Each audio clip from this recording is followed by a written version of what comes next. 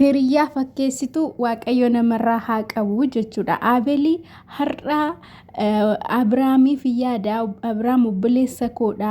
Abrahaam anaa fi gwaaddanyaa koodha jedha malee Abrahaamiif yaadu. Jireenya Abrahaam diiguufidha kan inni ka'ee dhufeeru jechuudha. Yoo yaa harka fuunee hordoftoonni gurreetu jalatti argamtan hundumti keessan akkam jirtu nagaa keessanii anis nagaa koodha galata waaqayyoo baga nagaa taatanii jecha warroonni mana kanaaf haaraa taatan like subscribe gochuudhaan na gargaaraa jechuudha. Egaa Aabeelii dursumayyuu ani hiriyaa isaadha, ani gwaaddanyaa isaadha, ani obboleessa isaadha jedha malee Abrishiif yaadu jechuudha. Utuu Abrishiif yaada ta'ee silaa ijoollee kana adda baasuuf dubartii fidee gidduu isaanii hin gashu. Sijjaamar duruma Hermeellaadhaan kan fidee Hermeellaan si kabajii, Hermeellaan siif taatii, gaa'ilaaf taatii, Ruutaan gaa'ilaaf hin taatu, Ruutaan siin kabajju, Ruutaan kanan gootu je'ee kan Hermeellaadhaan fidee Abrishii fi Hermeellaa kan walitti fide eenyu? Mucaa kana miti Aabel miti. Akka hojii isaatti dhugaa rabbi kana namni akka waan irratti naqee ittiin fakkaatu jechuudha.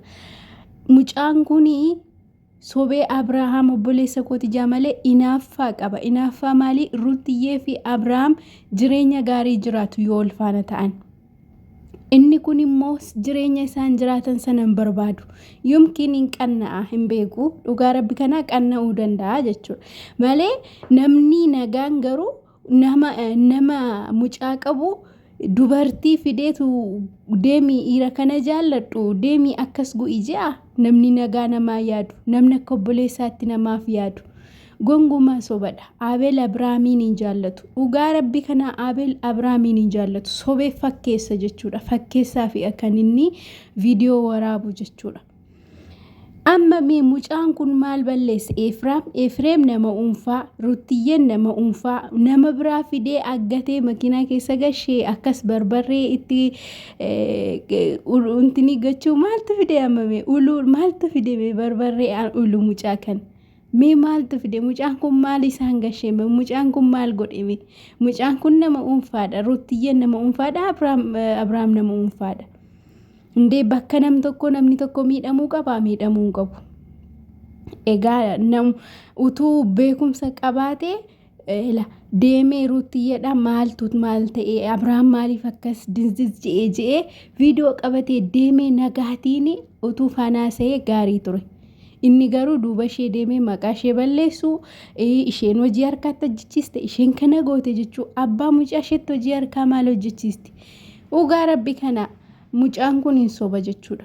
Dhugaa rabbii Aabel hin soba. Sobduu inaaftuudha Aabel. Ijoollee kanatti inaafa jechuudha. Innaa waan nama feefu guyyaa kaleessaa viidiyoon mana daaniitti gadhiifame. Egaa Abrahaam mana buzee deemee jira jechuudha. Buzeen obbiratti fudhattee jirti. Viidiyoo sana keessatti waan hin taazabee waan baay'een qaba jechuudha. Dhugaa dubbachuu fi Hermeellaan bakka an beeku. Utuma irri lafarraa ibameeyyuu jechuudha. Abattee yoo hafte si wayyu akka kana iddoo kabajan qabne utuunni siin barbaadu jiru akka kana kan jala fiigdu. Gin namni Itoophiyaa jiru hojiin keessan hojii akkamiidha dhugaa rabbii? Hojii akkamii nu agarsiisaa jirtume? Barumsa maalii nu laachaa jirtu? Asumarraan Hermeellaarraa ani maaliin bara'a? Nama mucaa qabu, nama niitii qabu irraati hatu kanarraan bara'e jechuudha Hermeellaarraa.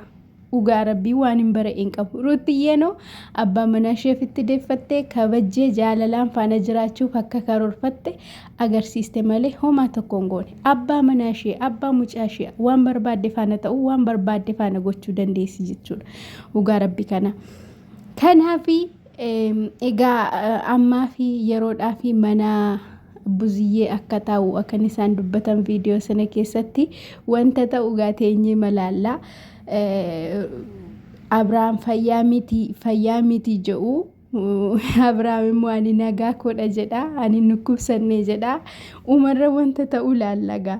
Ani akka laalutti Abrahaam fayyaa masaadha garuu cinqatiidha. Cinqatiin immoo akkamii beektu waggaa tokko guutuu haadha mucaa isaa faana seeraanii walii galee naasofnee walii galee faana hin jiraannee mucaan gidduu isaaniitti uumameera. Li'uuliin immoo baay'ee jaalata Abrahaam. Yalijinatee lij ja'a. Mucaa ijoollummaa kootti narga'e ja'a yeroo baay'ee jechuudha.